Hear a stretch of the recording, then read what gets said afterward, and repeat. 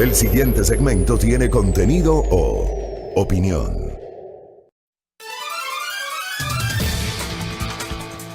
Muy bien, 6:23, gracias por la sintonía. Estamos ya comenzando con nuestro espacio de opinión. Ya tenemos una muy interesante visualización a través de nuestra transmisión de Facebook Live. Conéctense como siempre, la invitación muy cordial para que nos acompañen a través de nuestros diferentes canales o posibilidades que tenemos para enlazarnos y que puedan observar este programa de noticias a través de nuestras frecuencias en señal abierta en Pichincha, Esmeraldas y Manabí. Estamos en Santo Domingo de los Áchilas, justamente compartiendo con los televidentes de Majestad Televisión y también con los suscriptores del canal 3 de TVNet. Estamos en internet por www.radiomajestad.com. Estamos en Facebook Live por las fanpages de Primera Plana y de Majestad Radio, y también nos retransmite Canal Star en las zonas esmeraldeñas de Same y de Tonchihue. Así que abrazos a todos quienes ya se unen a nuestra sintonía. Ayer estuve ausente, no estuve por acá, pero bueno, el día de hoy ya estamos nuevamente con ustedes, acompañándoles desde nuestra cabina principal para justamente dar cuenta de las principales noticias generadas en estas horas. A ver, empecemos por el tema del COVID. No sé ustedes, yo voy a dar mi opinión personal, ¿no? Que como digo, es apenas la opinión de quien les habla. No pretendo de modo alguno que esta opinión termine siendo una opinión concluyente. Simplemente es un comentario en el legítimo ejercicio de la libertad de expresión. Como siempre, nuestra opinión respetuosa, tratamos de que sea frontal, tratamos de que sea argumentada, tratamos de ejercer la criticidad con la responsabilidad y la rigurosidad que caracteriza a quienes habla, a este espacio y a este medio de comunicación. Ayer la colega periodista Claudia Roura escribía en su cuenta Twitter: el papá de una amiga falleció por COVID-19. No consiguió unidad de cuidados intensivos en los hospitales de la red pública de salud y tuvo que llevarlo a una clínica privada. Hoy tiene el dolor de perder a su padre y una gran cuenta que pagar. Pero en Quito, las autoridades no toman acciones. Yo replicaba ese tuit de la colega ayer y reflexionaba sobre que con casos como este termina siendo incomprensible la postura y el discurso generado por parte de las autoridades del Ministerio de Salud. Ayer el señor ministro Juan Carlos Ceballos, en diálogo con la colega Tania Tinoco de la cadena de televisión Ecuavisa, reveló que no existe camas disponibles en las unidades de cuidados intensivos de Quito. Esto lo posteamos ayer en Primera Plana, dando el crédito correspondiente al canal de televisión Ecuavisa. No es grave, decía el ministro, porque los pacientes están siendo atendidos. Hay 8 veces menos mortalidad que en Guayaquil. Y di lectura hace minutos a la nota que publicó Diario del Comercio al respecto. Voy a recapitular la parte pertinente con la venia de nuestra audiencia. El ministro de Salud, Juan Carlos Ceballos, reconoció ayer que no existe una unidad de cuidados intensivos disponible. Lo digo claramente, no existe porque este es un procedimiento dinámico y hay personas que están esperando una cama. Respondió a la consulta sobre disponibilidad de UCI, unidades de cuidados intensivos, en los hospitales públicos de la capital. Sin embargo, aseguró que los pacientes están siendo atendidos en las unidades que se han adaptado en las casas de salud, por ejemplo en el IE Sur, en el Eugenio Espejo y en el Pablo Arturo Suárez. Dijo que no es grave, que no existe una cama de cuidados intensivos. Los pacientes están siendo atendidos en las unidades de cuidados intensivos y en las UCI adaptadas que están en las áreas de emergencia. Hay 8 veces menos mortalidad que hubo en Guayaquil respecto de Quito. Nos ha dado tiempo de responder. Así dice o dijo ayer el señor ministro de Salud, y creo yo que estas declaraciones deben invitarnos a la reflexión y a la crítica totalmente constructiva, totalmente constructiva. Estas son las declaraciones, este es el tipo de declaraciones, señor ministro Juan Carlos Ceballos, este es el tipo de declaraciones, ministro Juan Carlos Ceballos, que han terminado por restar credibilidad a su gestión, a sus ejecutorias y a las credenciales de formación académica y profesional que le permitieron llegar a ocupar el cargo que hoy ostenta. Que recordar a nuestra audiencia que en medio de la pandemia renunció la anterior ministra de Salud, Catalina Andramuño, y fue designado Juan Carlos Ceballos. Un profesional, un académico que acreditaba en el papel una gran formación en la rama de la salud, con conocimientos en epidemiología. Yo no quiero hablar de la formación del señor ministro porque está claro que la tiene. Está claro que la tiene, pero en esta, su primera experiencia en el sector público, en este caso como ministro de Salud, liderando la cartera de Estado más importante del país en términos de enfrentar la emergencia sanitaria, estas declaraciones del ministro Juan Carlos Ceballos dejan mucho que desear, porque terminan siendo declaraciones contradictorias, terminan siendo declaraciones que confunden, declaraciones que provocan justamente lo que al momento se vive en ciudades como Quito, el relajamiento de mucha gente, que es un poquito lo que hablamos ayer en este espacio de noticias.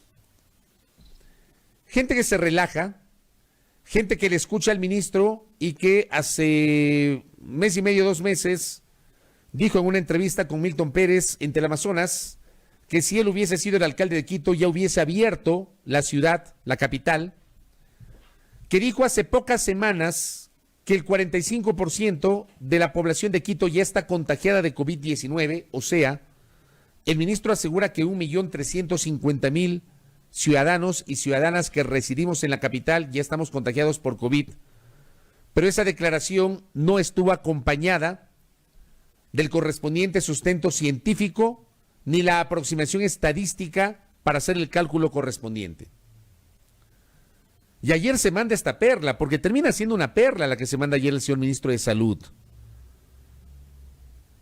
Y créanme, yo no pierdo la capacidad de asombro. O sea, por un lado reconoce el ministro de Salud que no hay camas en las unidades de cuidados intensivos en Quito, no hay camas disponibles. Empiezo este comentario dando lectura a un tuit de una colega con base en la experiencia vivencial de otra persona, amiga de la colega. El ministro confirma que no hay camas disponibles en las unidades de cuidados intensivos, pero asegura que la situación no es grave. O sea, no entiendo. O sea, no sé si yo soy el equivocado, no sé si quienes ejercemos este tipo de críticas somos los equivocados. Pero si una autoridad me está diciendo a mí como ciudadano que no hay camas disponibles en las unidades de cuidados intensivos, ¿cómo me va a decir que no es grave la situación? Porque hay testimonios como el que referí al inicio de este comentario que dan cuenta que por la ausencia de una cama en una UCI falleció una persona contagiada por COVID. Pero por supuesto que no es la misma situación de Guayaquil, pero es que está claro. Y Quito, estoy seguro, al menos todas las previsiones apuntan a que Quito no va a llegar felizmente a sufrir lo que sufrió Guayaquil. Porque hubo tiempo para preparar, porque la municipalidad implementó ese hospital temporal en el Centro de Convenciones Bicentenario. Porque ha habido tiempo para aprender de la experiencia de Guayaquil. Lo de Guayaquil fue una cosa terrible, terrible. Gente que se murió en la calle, gente que hasta el sol de hoy, no sabe dónde sepultaron a sus seres queridos. No tienen idea dónde están los cuerpos de sus seres queridos. Y por ende no saben dónde llorarlos, dónde recordarlos, dónde rendir tributo a su memoria. ¿En Quito no hemos llegado a esos niveles? Sí, no hemos llegado. Y estoy seguro que no llegaremos a esos niveles. Pero el que diga la principal autoridad de salud, la principal autoridad sanitaria del Ecuador, que no hay camas en las unidades de cuidados intensivos en Quito, que no hay camas en las UCIs en Quito disponibles, no puede ir acompañada de la frase, pero eso no es grave. Termina siendo grave, señor ministro. Yo, con todo respeto, quisiera saber, si eso no es grave, ¿qué es lo grave? Yo he revisado las redes y en las redes evidentemente hay muchos testimonios de gente que confirma que no hay camas en las unidades de cuidados intensivos. No nos hablen de que la situación no es grave, reconozcan que la situación es grave. O sea, no entiendo por qué, con base en ese discurso, generan una suerte de relajamiento en la gente. Si usted, señor ministro Juan Carlos Ceballos, dice que no hay camas disponibles en las unidades de cuidados intensivos, o sea, las UCIs, las áreas de terapia intensiva de los hospitales públicos de Quito están al tope, no me diga que no es grave. Es grave, termina siendo grave. Y al reconocer que es grave esa situación, insistamos en que la gente no debe relajarse. Pero es que por Dios, es una cuestión de lógica. Pero si me dice el ministro que las unidades de cuidados intensivos están al tope, pero que eso no es grave, es obvio que va a haber un segmento de la población que se va a relajar. Va a decir, bueno, pero no es grave, no va a pasar nada.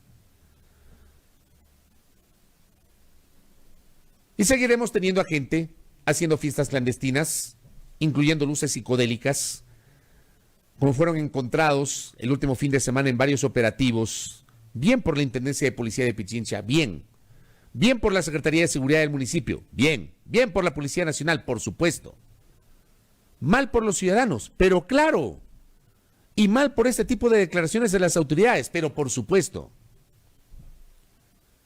Estas declaraciones no le abonan a la certidumbre de la gente. Al ciudadano hay que hablarle con la verdad. Y yo lo que siento es que se trata de minimizar la magnitud de la emergencia, porque claro, ya no se puede regresar al semáforo en rojo. Porque este país necesita trabajar, porque este país necesita activar su economía, porque el área comercial necesita vender, porque el área industrial necesita producir, porque los desempleados necesitan buscar un trabajo. Este país no da para regresar al semáforo en rojo. Estamos clarísimos en eso. Estamos clarísimos.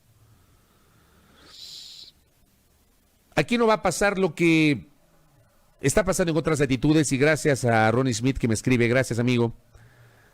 Me envía una información generada por Deutsche Welle en español hace una hora. El estado de California, que configura la octava economía del planeta, el estado de California, la octava economía del planeta, allá en Estados Unidos, ordena de nuevo el cierre de restaurantes, bares y cines debido al agravamiento de la pandemia del COVID-19 en ese estado ubicado al oeste de los Estados Unidos.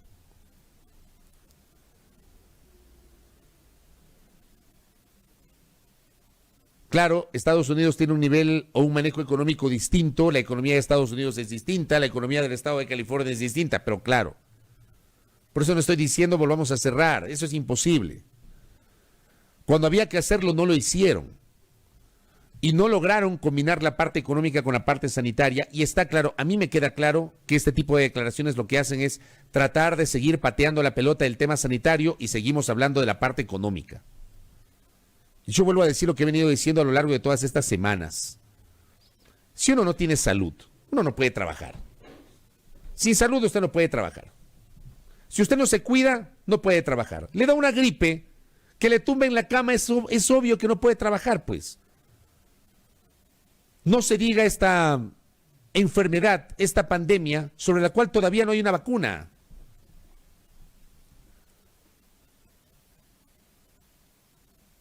Entonces yo insisto, este tipo de declaraciones no le hacen bien al gobierno, no le hacen bien a las autoridades. No sé si pensar, tal vez no volver al semáforo en rojo, pero sí radicalizar algunas restricciones. Acá le hicieron el fiero a la posibilidad de la ley seca. Me imagino yo que porque hay una afectación a la industria licorera. Me imagino que es por eso. Pero dijeron no, ley seca no. No la ampliación del toque de queda.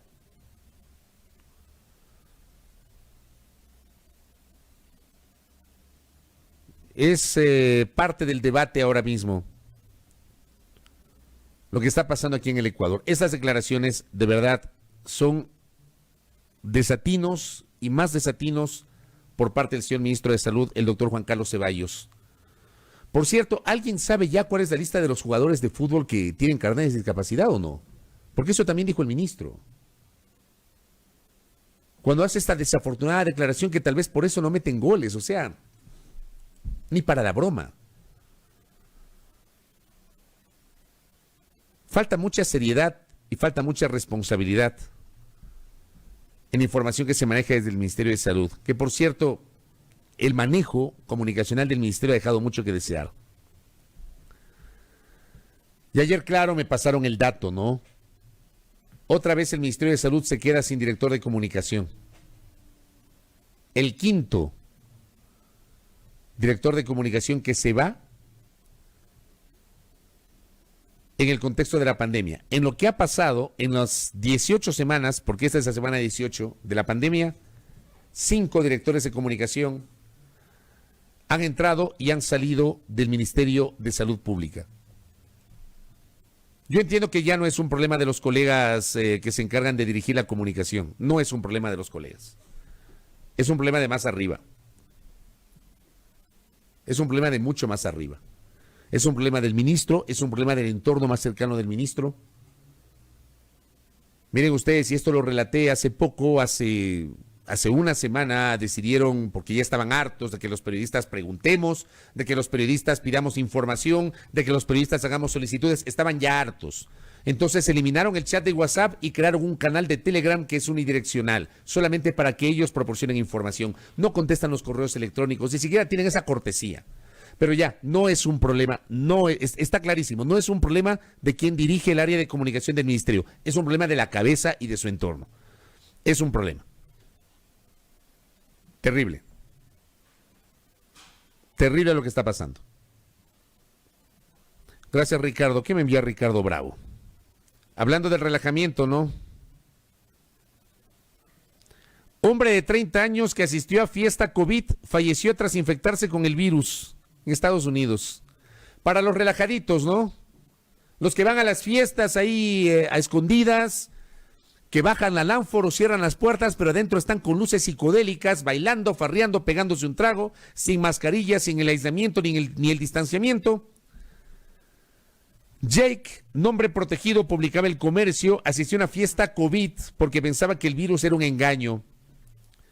Días después, el hombre falleció debido a la afectación de la enfermedad en una casa de salud en Texas, Estados Unidos. Para los relajados. Pero por Dios,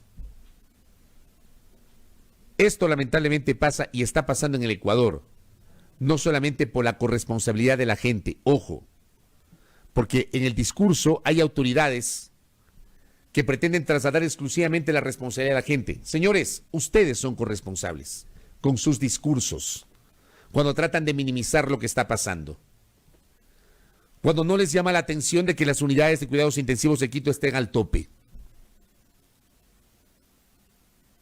Estén al tope.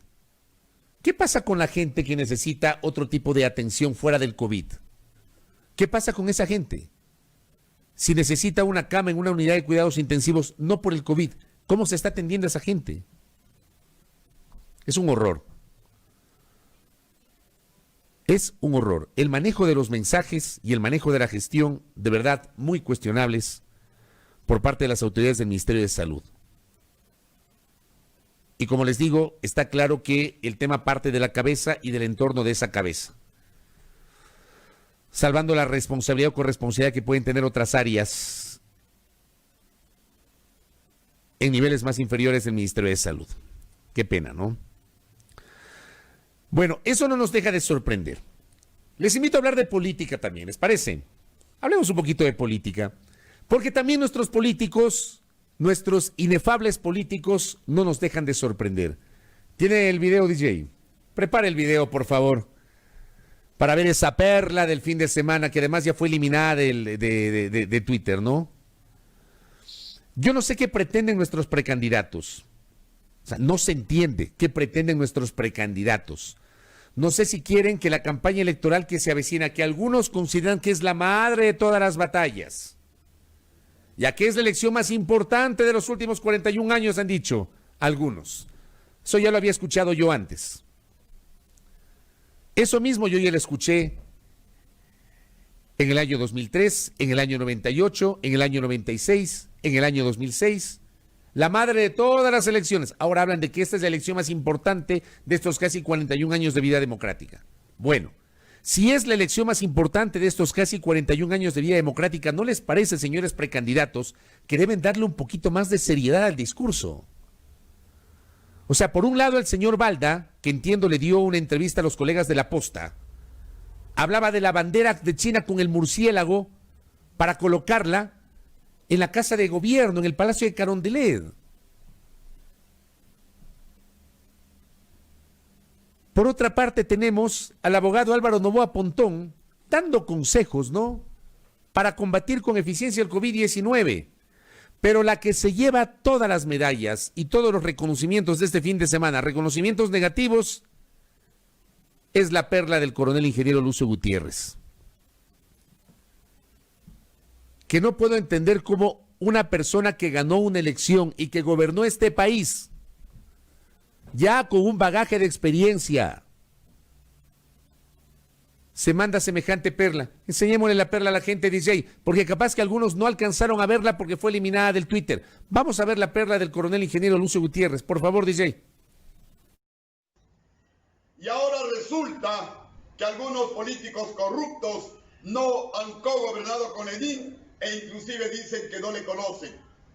A los políticos corruptos, cadena perpetua. Y al que se baja de la avioneta, ¡fuego contigo!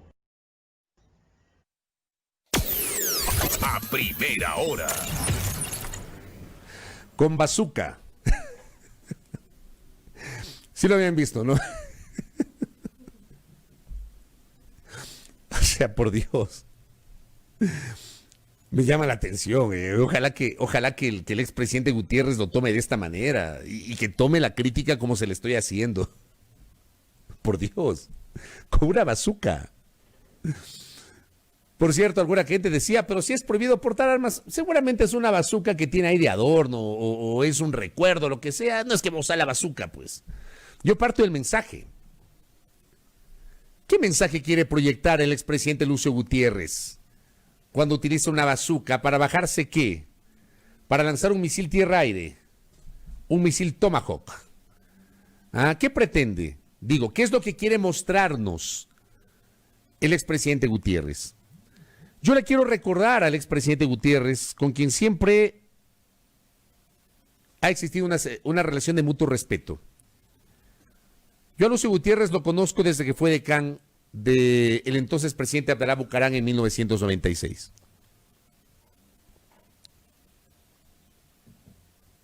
Fue candidato en el año 2002. Lo vimos liderando la azonada de los coroneles, que por cierto Fausto Cobo, que es un tema que ha pasado ahí de agache, ¿no? Fausto Cobo hace algunos meses que estuvo en esta mesa de trabajo hizo una revelación. Que la azonada del 21 de enero del año 2000, si bien es cierto, fue ejecutada por los coroneles, pero fue preparada por los generales. Lo dijo Fausto Cobo, no es invento de quienes habla, en esa entrevista.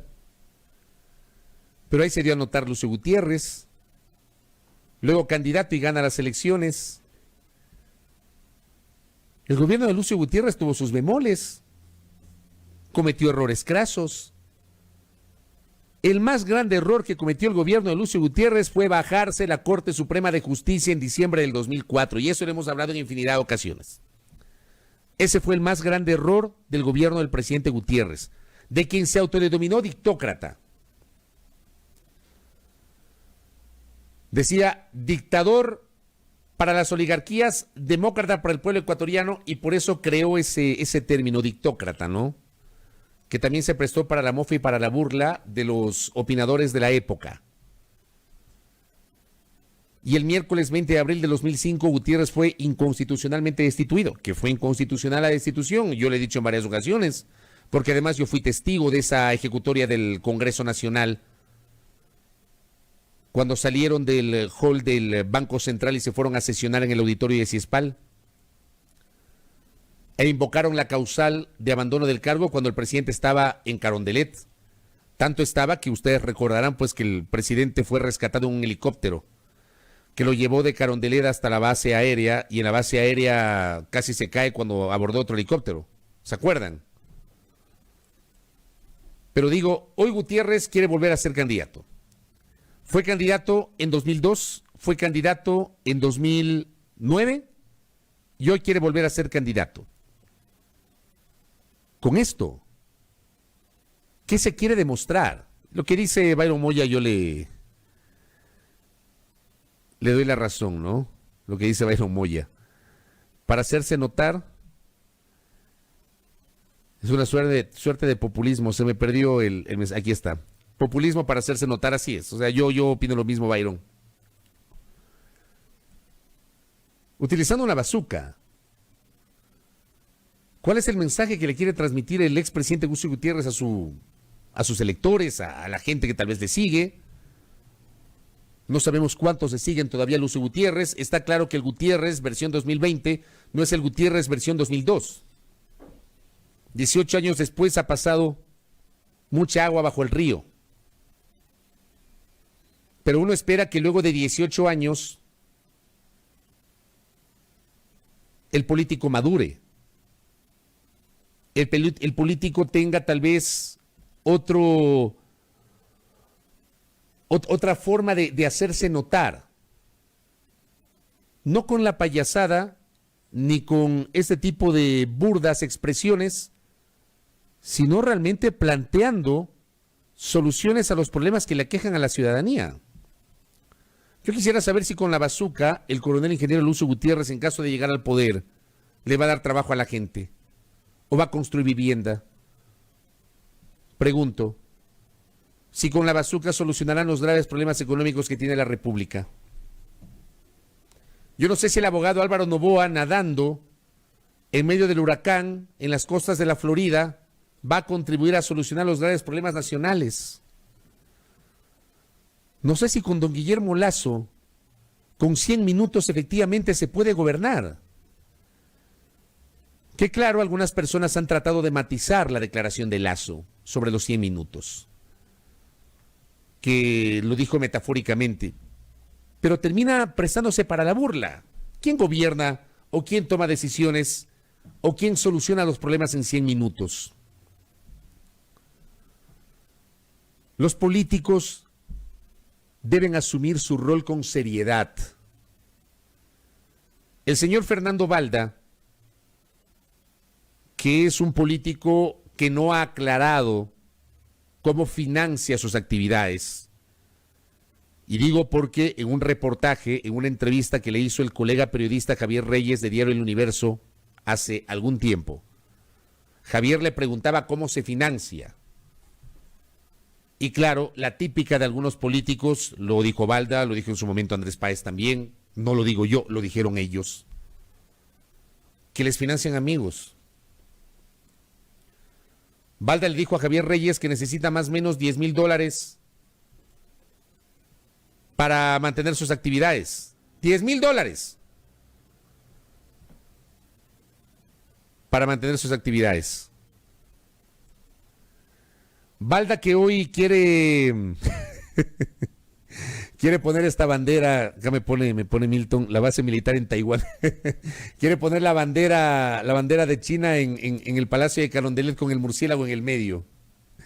Balda le dijo al colega Javier Reyes que necesita $10,000 para sostener sus actividades y que todas son donaciones de amigos, que le ponen los pasajes, que le ponen los hoteles, que con esas contribuciones financia al personal que le acompaña.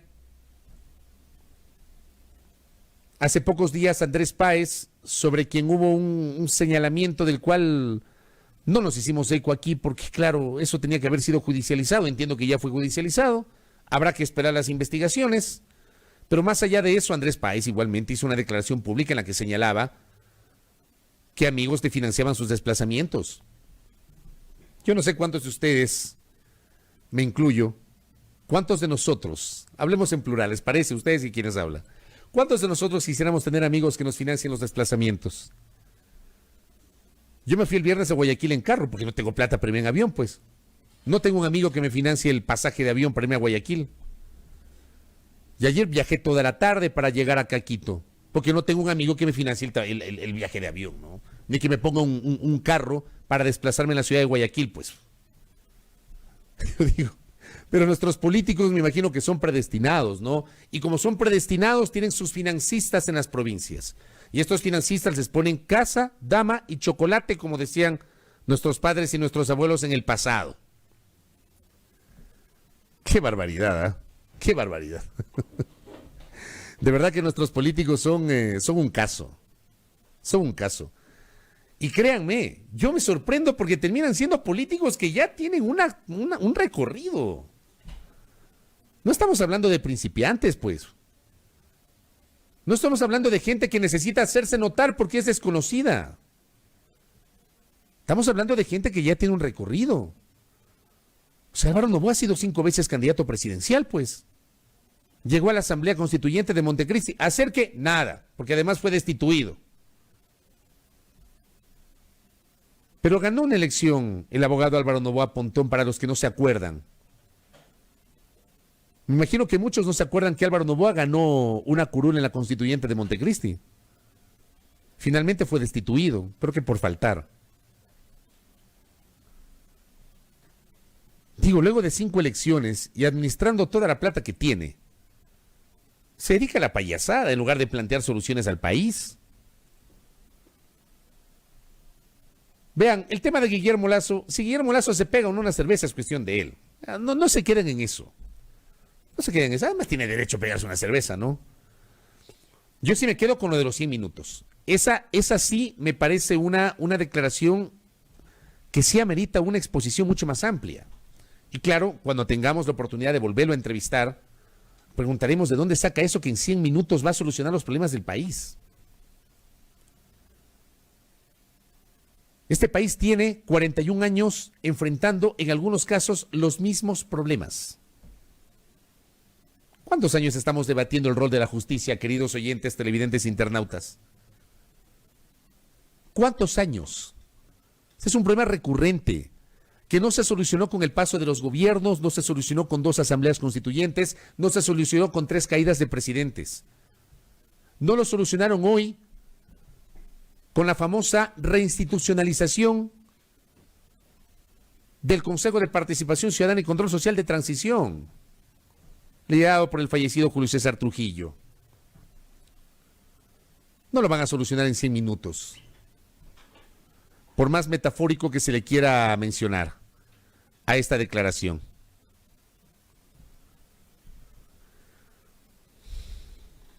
Creo que invita esto a una reflexión profunda, ¿no? Sobre lo que nos están ofreciendo los candidatos, los precandidatos. Requerimos mucha más seriedad y responsabilidad en el discurso. Si es verdad que la elección que se avecina es la madre de todas las elecciones, ya es la elección más importante de estos 41 años de vida democrática, demuéstrenlo. Demuéstrenlo. El país no necesita que venga un político y que salga con una bazuca, o que venga otro y anuncie que va a poner una bandera con un murciélago en Carondelet, o que venga otro y diga en 100 minutos se soluciono, o que venga otro y empiece a hablar de las soluciones milagrosas del COVID. Eso no necesita el país. El país necesita saber, señores precandidatos, ¿qué van a hacer con la economía? ¿Qué van a hacer con el empleo? ¿Qué van a hacer con la producción? ¿Qué va a pasar con las relaciones internacionales? ¿Qué va a pasar con la situación política de la República? ¿Qué va a pasar con el seguro social? Eso necesita saber el país. ¿Cómo van a enfrentar la inseguridad? ¿Cuál es el país post-COVID-19 que van a proponerle a sus electores? Si quieren llegar a Carondelet y quieren hacer una gestión en serio, empiecen por dejar la payasada de lado, dejen la payasada de lado y expliquen al país cómo van a solucionar sus graves problemas. Eso es lo que necesitamos saber los ciudadanos. No verá un político en la payasada de la bazuca, o otro tirándose al mar en medio del huracán, o a otro diciendo que en 100 minutos le soluciono la vida. Hablen frontal y francamente sobre las cosas que realmente nos interesan a los ecuatorianos. La gente necesita comer, la gente necesita trabajar, la gente necesita casa propia, la gente necesita saber cuál es el norte que va a seguir el país. Y eso no se lo hace con una bazuca. Presenten el plan de gobierno, señores precandidatos. Vamos a ver cuántos de ustedes terminan convirtiéndose en candidatos. A ver si en verdad les interesa administrar el país. Dejen de lado la burla. El país necesita hoy seriedad y responsabilidad de parte de ustedes. 6:58.